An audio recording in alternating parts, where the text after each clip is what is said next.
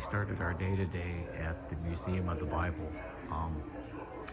I didn't do a lot of videotaping today because many of the exhibits you're not allowed to film, but pretty amazing place, not what I expected. So we've been here 2.5 hours and just really began to touch the surface. I'm in an exhibit right now called The Impact of the Bible in America. It's super cool.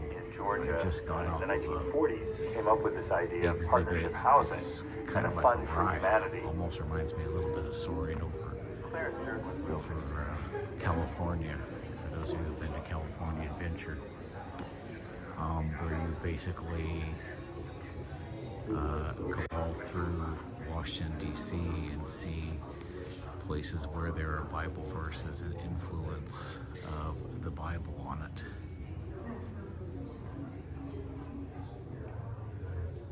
So,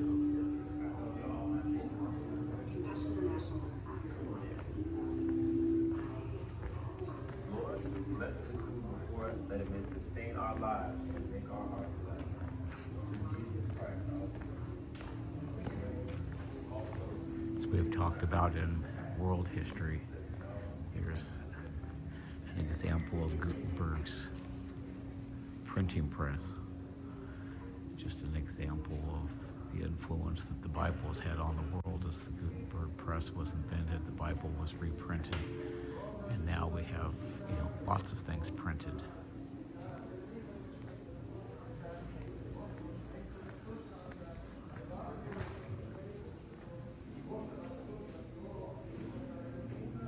And of course, many early educational institutions were based off of teaching people the Bible, teaching theology, making people literate so they could study the Bible.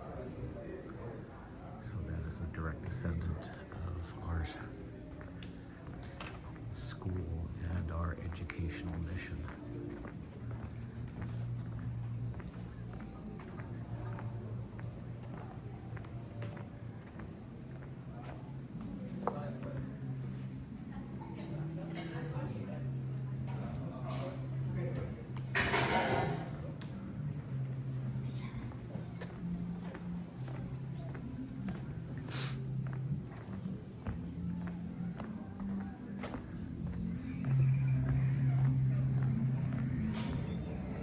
SWOT on the Bible's influence on fashion.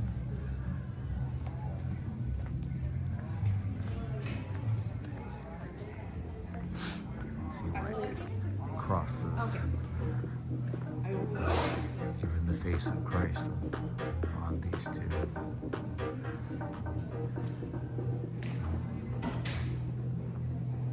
So, a super interesting place. This little segment doesn't do it justice. Definitely a place I would like to come back someday and spend a lot more time. But we have just arrived at the Capitol. I'm gonna go in and see what we can see.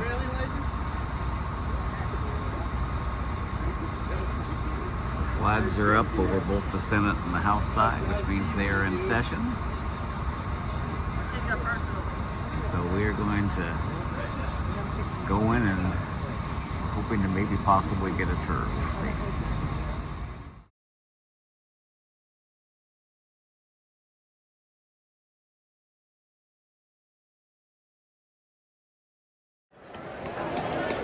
And we are now inside the Capitol. Security, just like we have to do with TSA.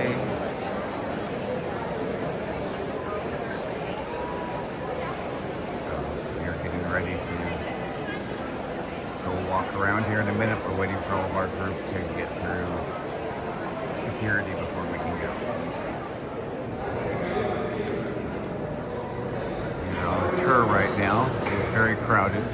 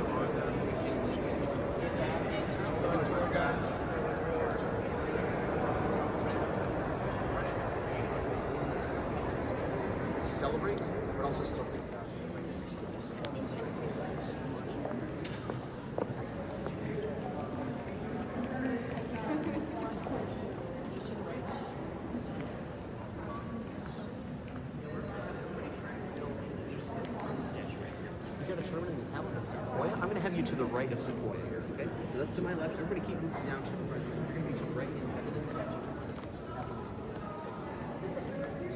Do I have a butter?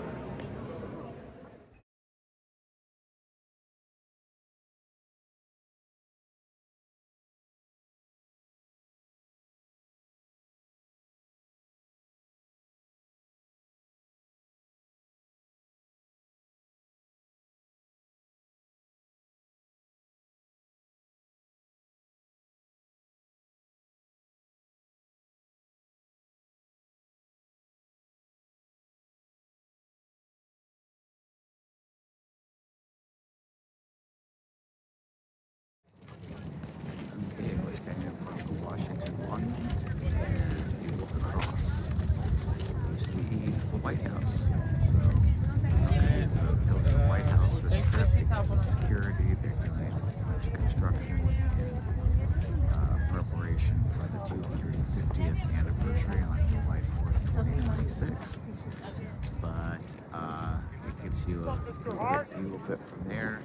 And I'll flip around here, unzoom. And there we go. There is, I turn 180 degrees, and there is the Washington Monument right there. Oh! No, you can't. Okay, we're walking into the World War II Memorial. See, they got all these panels here. Soldiers. I'll tune you on back and just up so you stop.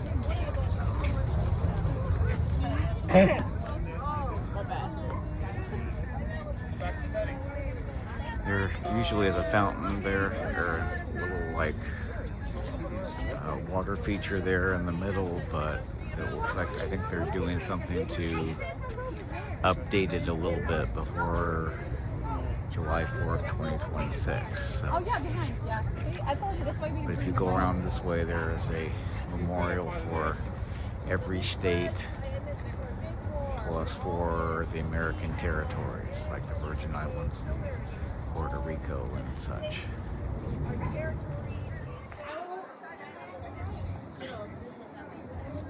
So they're on one side, and it starts with the American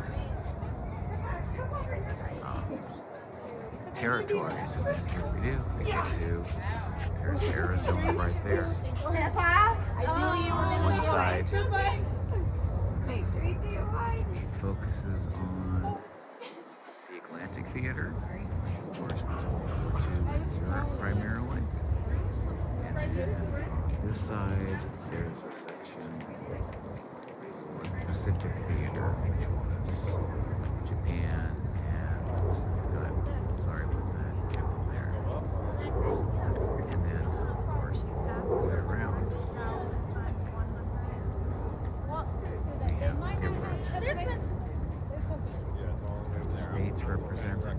And over here, see if I can hold it still. There are 4,000 stars, and each one of those represents 100 people. So that represents 400,000 American soldiers who lost their lives in World War II. At night, this is really pretty lit up, but it's, like I said, they're in the middle of redoing the fountain area, so it is not going to be lit up that way, so that's why we're here during the day. So we're here in the Atlantic Theater section. There's a quote from George Marshall, and it talks about the different sub-theaters there. So we have Southern Europe, Western Europe,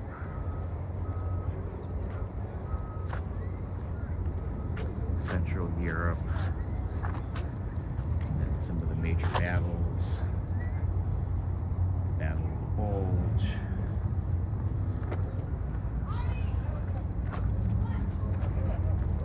the Air War in Europe, Normandy,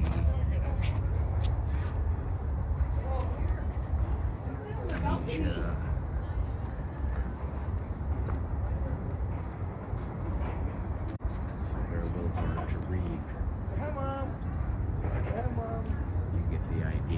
And over on this side, you'll see there's a from Eisenhower. Smile, As the soldiers were about to embark on the D-Day invasion.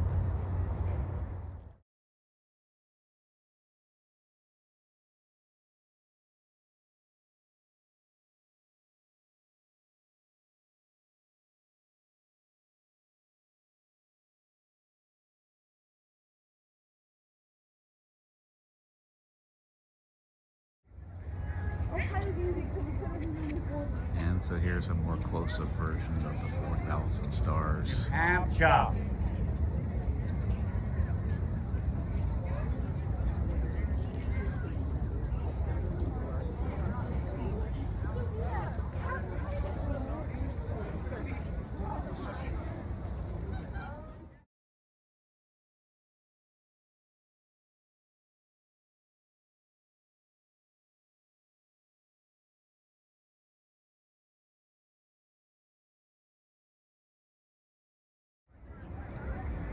So, like the Atlantic Monument, this one commemorates the major battles of and the major sub-theaters of the Pacific Theater. Here we have a quote about the Battle of Midway, and then some of the major places that they're fighting: the Coral Sea, Wake Island, Midway, Guadalcanal, and these others that you can see along in here.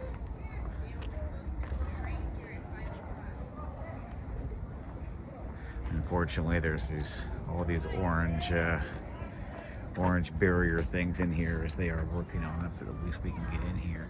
And here is a quote from Douglas MacArthur, who was the general for the Pacific Theater.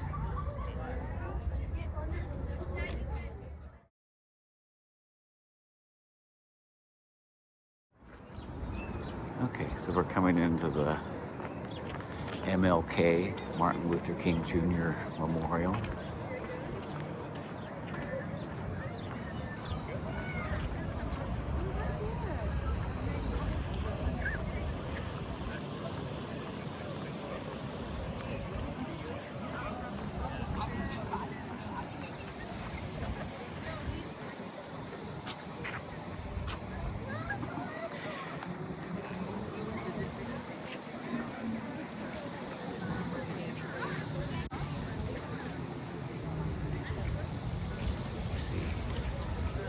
Martin Luther King there. And actually, if you look straight across, the way he's looking,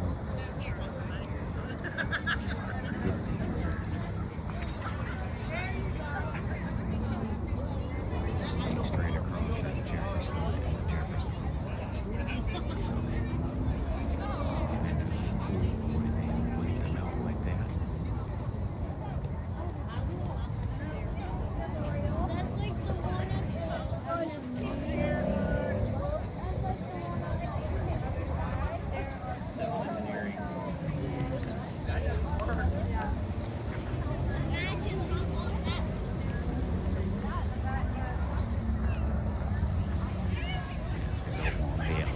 Here.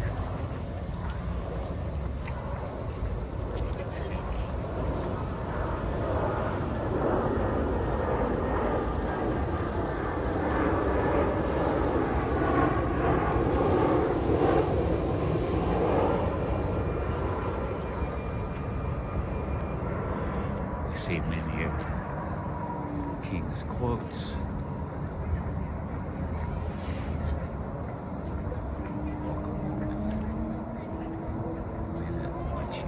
Take a look at them. So here we are, as I said, Martin Luther King Memorial.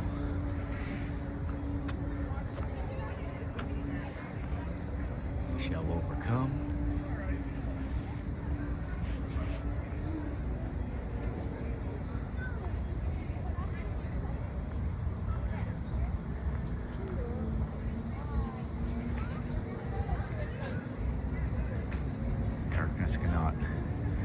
drive out darkness. Only light can do that. Hate cannot drive out hate. Only love can do that.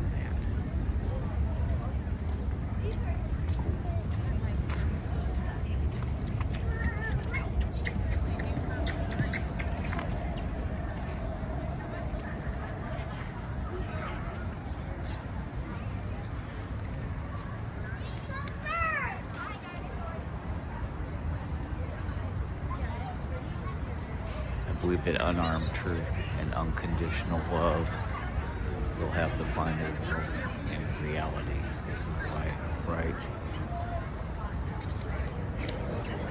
temporarily defeated is stronger than evil triumphant. That was from when he accepted the Nobel Peace Prize in 1964.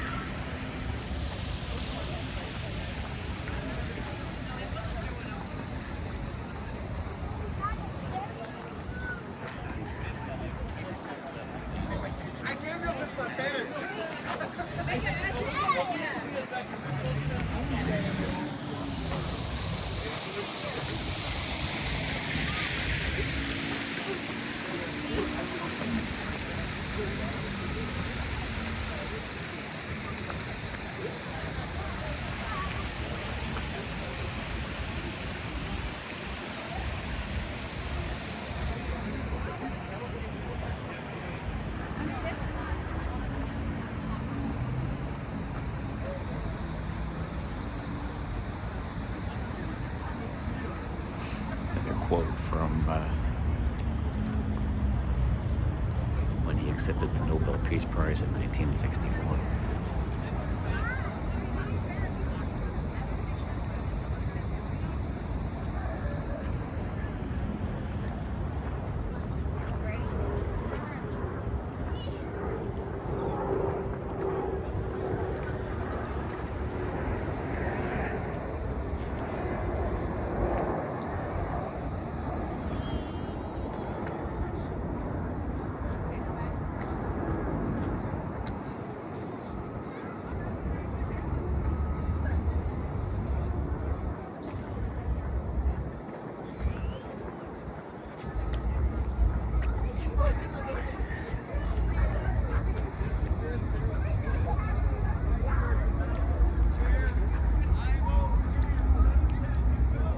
That goes back to 1955. I believe that was the Montgomery bus boycott that was from.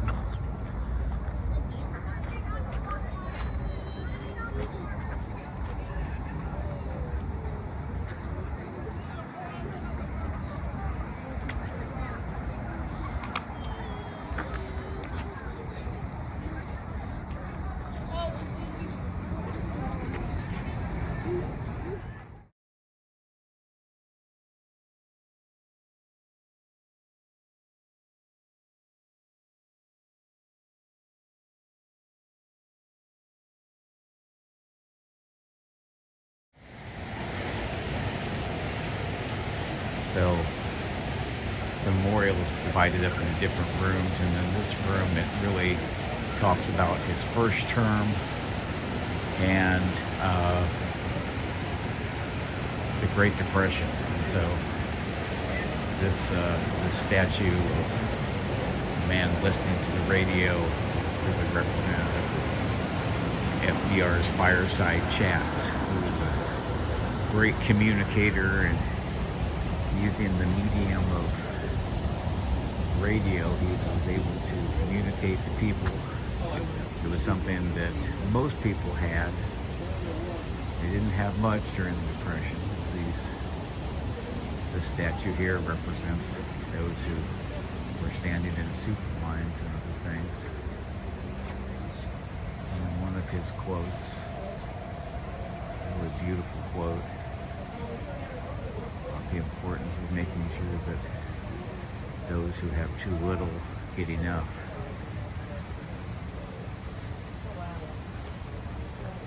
And another statue. As during the same time this Depression was going on, we have the Dust Bowl in the Midwest, and many people, farmers and others, were struggling because of the economic issues that were going on at that time.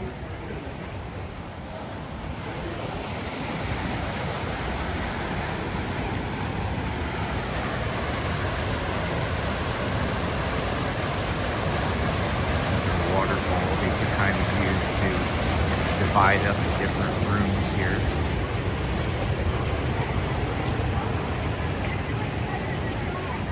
You can see the other groups walking around here.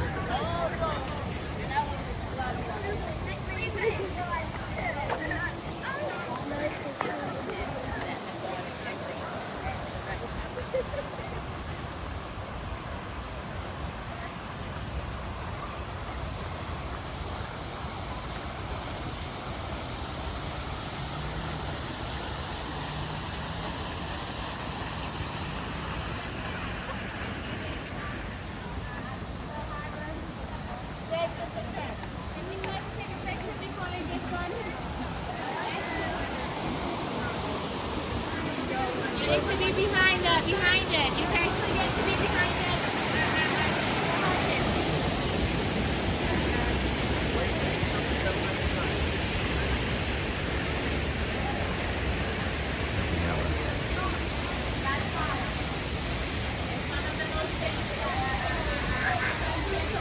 Statue of FDR with his dog, representing the way he led us through times of war. He led us out of the Great Depression and then into the war.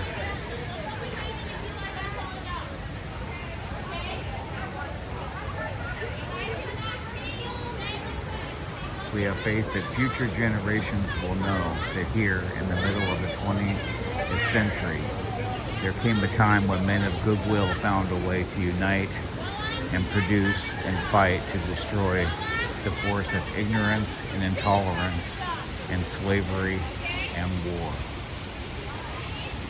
Franklin Delano Roosevelt quote.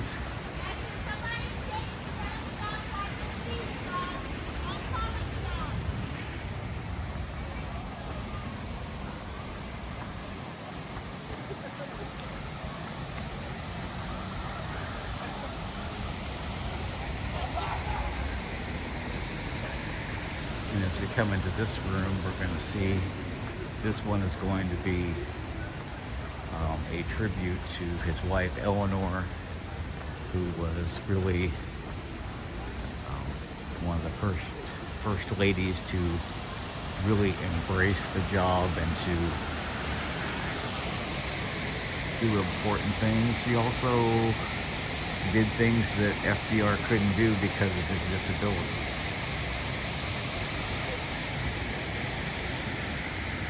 She was also the first delegate to the United Nations when the United Nations was formed after World War II.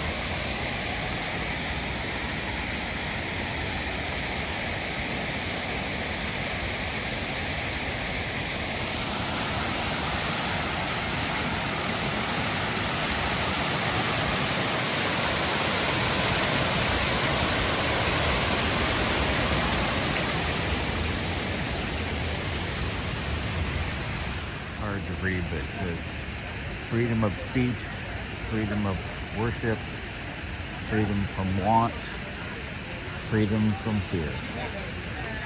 Of course, one of his most famous speeches was, "You have nothing to fear but fear itself."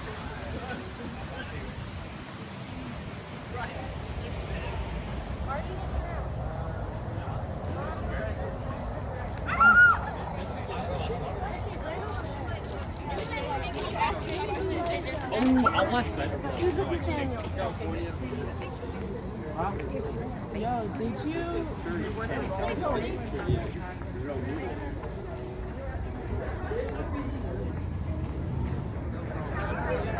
Okay, we're at the Jefferson Memorial. We're starting to walk up kind of from the side up to the Jefferson Memorial. So we'll walk up a little bit more and I'll take some more video.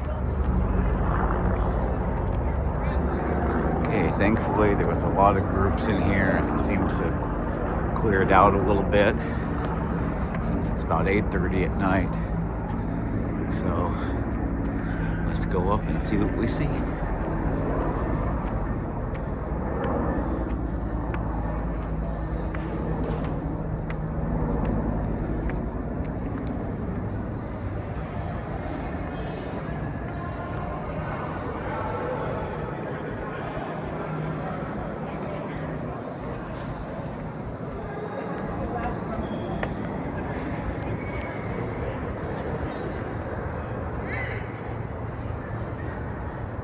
Jefferson.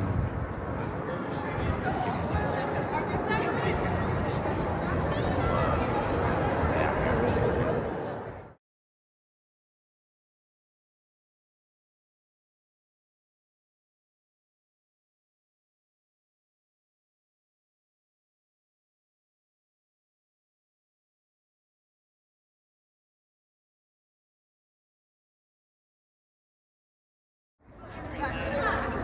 Here's the view from the steps of the Jefferson Memorial. And I'll see obviously the Washington Memorial.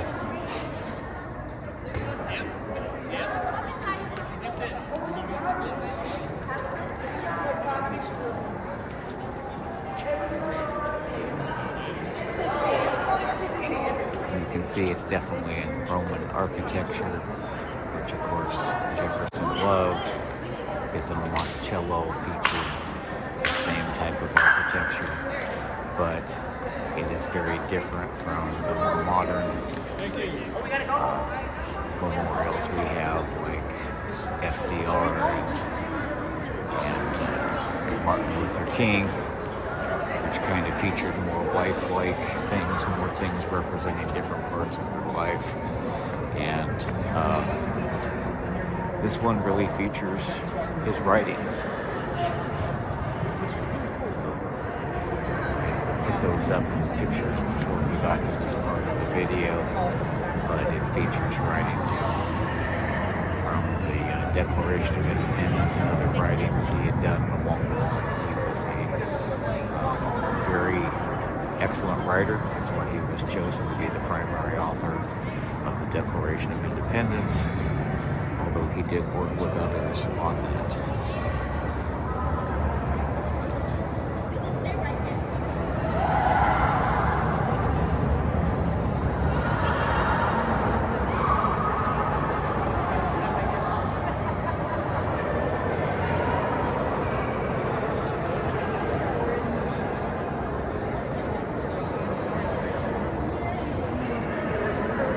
Similar to the Lincoln Memorial, it features the man and his writings, and it's just another stunning memorial that is very breathtaking. Pictures do not do it justice.